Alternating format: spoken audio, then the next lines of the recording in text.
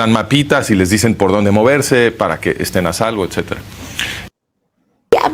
¿No? Y entonces en Occidente estamos consumiendo un montón de información que pues no sabemos realmente qué tan fidedigna, verídica es, ¿no? Porque claro, tú escuchas a un miembro de Hamás o pues, de la organización ahí, ¿no? Y te dice, bueno, y no se atreven a condenar el 7 de octubre, no condenan lo ocurrido el 7 de octubre, no lo condenan porque ellos lo hicieron, claro, ¿no? Entonces, pero te dicen, bueno, esto es en respuesta a años y años y años y años de ocupación, de maltrato, ¿no? De que estamos ocupados, de que no somos libres, de que no suministran ellos la luz, el agua, todos los servicios. Pero pues Israel desocupó esos territorios hace muchos años, ¿no? Sí, este argumento de la ocupación para mí es muy frustrante. Sí, es frustrante porque dices, pues si ya no están ahí. Ajá, no, y la gente está muy desinformada sobre esto. O sea, tú ves en las protestas y en los comentarios que hace la gente se queja de los asentadores en Gaza. ¿Cuáles asentadores en Gaza? Si en 2005 los sacaron a todos a la fuerza. Israel los sacó a la fuerza. ¿Cuáles asentadores? Ahí no hay. Hablan de la opresión del gobierno israelí hacia los palestinos. ¿Cuál opresión? Israel no los gobierna. Entonces dicen, no, pero es que hay un bloqueo, Israel le puso un bloqueo. Ok, pero hay que ser honestos con la historia de ese bloqueo, porque cuando Israel evacuó Gaza para dárselo a los árabes palestinos en el 2005, no se impuso un bloqueo sobre Gaza. Ahí le dieron, si recuerdas, se lo dieron a OLP Fatah. Sí, claro. Y 2 años después, OLP Fatah se lo dio a Hamás. Y Hamás inmediatamente empezó a hacer operaciones de terrorismo contra civiles israelíes. Y ahí fue cuando le pusieron un bloqueo a Gaza. O sea, el bloqueo no es gratuito. El bloqueo que en el mundo están representando en todos lados como una opresión israelí contra la gente que vive en Gaza. ¿No? Ese bloqueo es una consecuencia del terrorismo de Gaza contra civiles judíos. No estaba, ese bloqueo no existía. Hazlo personal. Ahí ya escuchaste. Me llama mucho la atención el lenguaje de Adela Micha, que no escuchaste toda la entrevista, pero prácticamente estaba diciendo que la prensa occidental pues casi está tomando partida, y en este caso en favor de Palestina. Y eso, que la ocupación prácticamente como se mueve, pues, ¿cuál ocupación? No hay problemas, no estamos ocupando la franja de Gaza, no están en una cárcel o en un apartheid. ¿Y qué es lo que tú le contestarías a este señor Gil White? Que no hay opresión y el bloqueo pues no es gratuito. Es el mismo escenario del gueto de Varsovia, o de espacios como pueden ser Soweto en suelo sudafricano. Es interesante, ¿no? La gente tal vez no lo sepa, pero el estado apartheid racista Afrikaner Boer sudafricano surge en el mismo año que el ente sionista, y durante muchos años van a ser aliados incondicionales en 2 proyectos coloniales. Lo que ocurre es que, vuelvo a lo mismo, imaginemos el gueto de Varsovia. Sí, usualmente no entraban los nazis ahí, pero estaba totalmente bloqueado hacia el resto del mundo. Hay gazatíes que, de hecho, me atrevería a decir, digo, sin conocer la historia de vida de los miembros de Hamas del 7 de octubre, que muchos de ellos era la primera vez que salían fuera de Gaza. Jamás habían salido de suelo gazatí, nunca. Y no me refiero a Egipto u otro contexto, me refiero a las inmediaciones de Gaza, en la Palestina ya como tal ocupada. Gaza está ocupada, pero es una ocupación presencial. De hecho, realmente, actualmente, la ocupación presencial es totalmente inútil en un escenario que la guerra se ha tecnificado a un nivel que puedes mandar un acto punitivo en contra de una población instantáneamente desde distancia, como lo hace Estados Unidos con su guerra dronizada en contra de múltiples objetivos.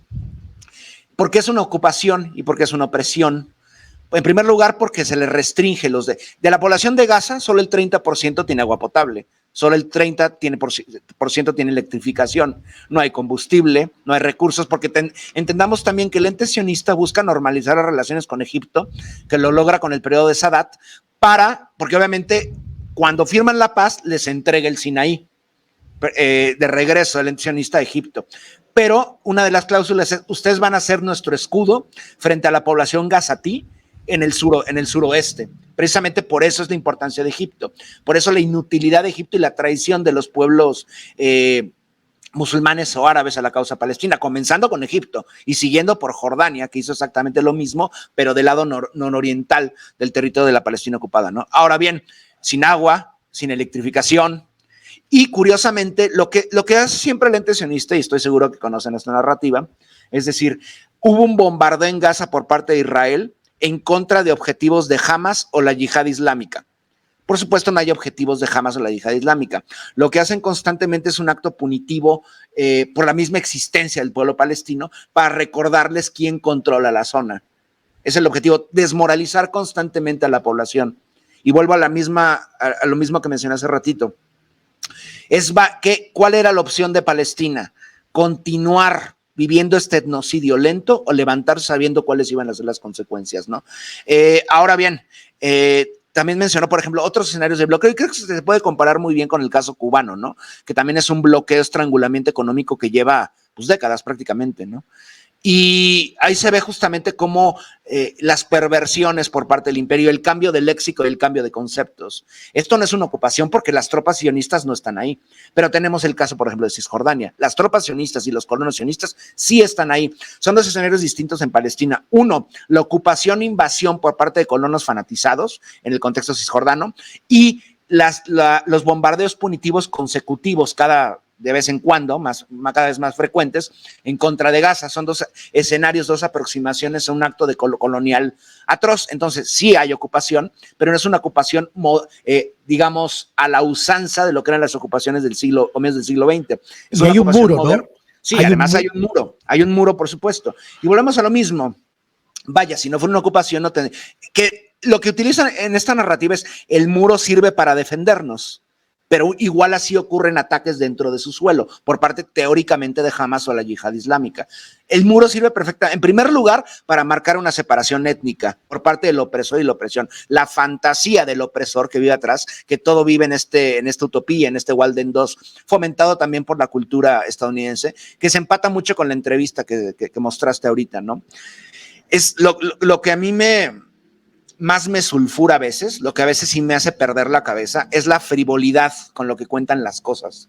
La Adela Micha riendo, haciendo estos chistes, y este otro sujeto diciendo que no hay... Es una frivolidad, y creo que eso refleja muy bien la visión de los colonos sionistas, de los 7 millones de colonos invasores sionistas que hay en la Palestina ocupada. Vivir en un mundo donde su realidad es el escenario estadounidense, es su sueño Estados Unidos. La mayoría de ellos, muchos de ellos, no sé la mayoría, pero tienen doble nacionalidad, incluso triple nacionalidad, estadounidense, francesa, ucraniana, rusa, canadiense, etcétera, etcétera. Por cierto, Canadá catalogando a las marchas a favor de Palestina como antisemitas, mientras hace unos meses, 2 meses cuando mucho, estaban honrando a un neonazi ucraniano, Junka, asesino de judíos, muchos de ellos familiares de los que hoy ocupan Palestina, ¿no? Entonces, es una ocupación, por supuesto, ¿no?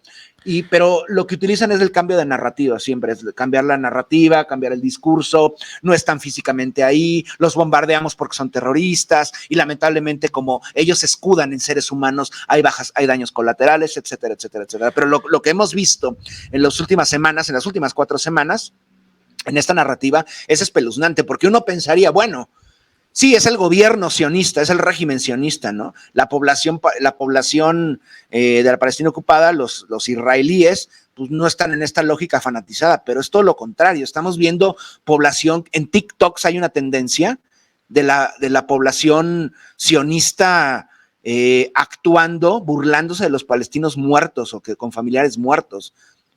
Hay una población extremadamente fanatizada que lo único que recibe son las imágenes de colocar al palestino como terrorista, al sirio como terrorista y, por supuesto, al ente sionista y a Estados Unidos, su mecenas, como la única fuerza positiva, cuando esto es prácticamente una fantasía que han orquestado y que se ha oficializado tanto en medios, pero también en la academia, incluso en las grandes poblaciones.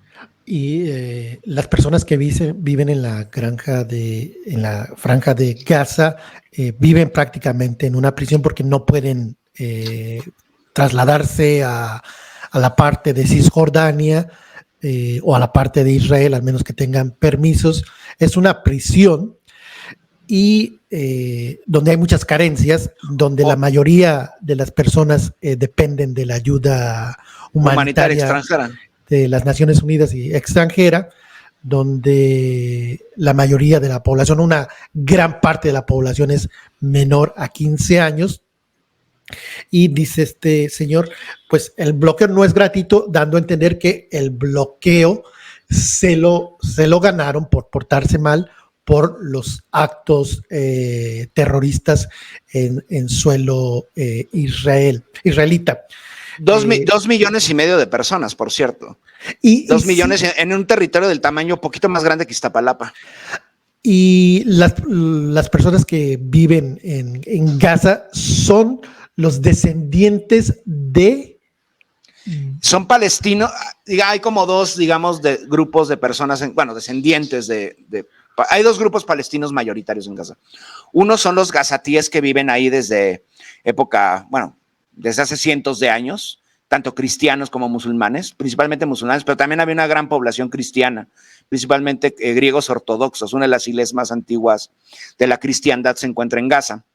Ese es, digamos, como el sector nativo de Gaza, pero Gaza también es habitado por... me atrevería a decir que son la mayoría, yo creo que más de 1 millón de personas que proceden de otros contextos palestinos, por ejemplo, de Galilea, de los grandes puertos en la costa, que son, por ejemplo, Acre, yendo todo hacia el sur, ¿no? La población, lo que pasa es que cuando viene la Nakba en el 48, una de las metas fundamentales del sionismo es controlar la zona costera, y lo sigue haciendo todavía. ¿Por qué? En primer lugar, porque si controlas la costa, ningún enemigo del sionismo puede atacar vía marítima, o pueden ser controlados mucho más fácil, ¿no? Y ya por la modernidad, por lo que se ha descubierto últimamente, pues por los yacimientos de gas en suelo gazatí, los hidrocarburos enfrente de Gaza, que obviamente este es un plan que también tiene mucho que ver con la supremacía energética tanto europea como estadounidense, ¿no? Y que no nada más involucra a Gaza, también involucra a los altos del Golán sirios, que son ocupados desde el 67 por el ente sionista. Por eso no lo sueltan, porque son tierras agrícolas, en el Golán concretamente, tierras agrícolas con hidrocarburos, con gas. Y, ahí estaba metido hasta Donald Rumsfeld y accionistas de una empresa que buscaba, Rupert Murdoch, por ejemplo, este millonario mediático, para hacerse con los recursos de gas, el gas de los altos del Golán. Y en Cisjordania la gran importancia para el ente sionista es el agua.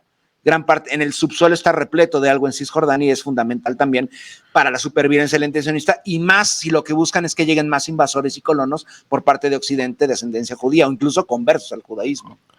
Y la franja de Gaza tiene acceso al mar, pero está prohibido que la pesca, está prohibida la pesca por las personas de Gaza, no pueden ir a pescar. Pero no es una ocupación.